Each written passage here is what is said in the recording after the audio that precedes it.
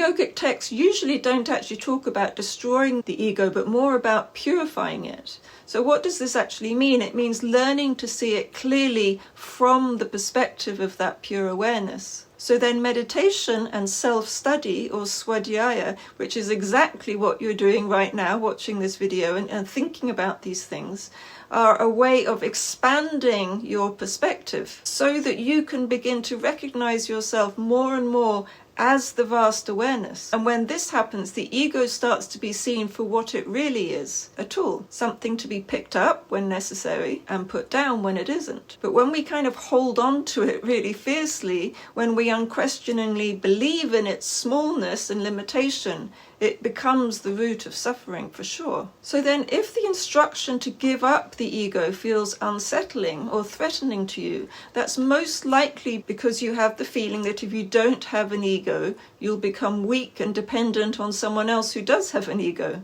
Maybe you think, without an ego, who'll look after me, who'll stand up for my interests, who'll make the decisions that need to be made in my daily life. But there's a beautiful analogy from teacher Ramana Maharshi that really resolves this dilemma. Ramana said that before self-realization, the ego is like the full moon at night. It seems to be the brightest, the most important thing in the sky. But after self-realization, it becomes like the crescent moon in daytime. It's still there in exactly the same way as it was before, but it's completely overpowered by the sun. And in the same way, when you recognize the radiant sun of your true self, the pure awareness that underlies everything, the ego naturally fades into the background. It's not completely destroyed, it just loses its dominance. And what shines through is your true power, your natural openness, your limitless being.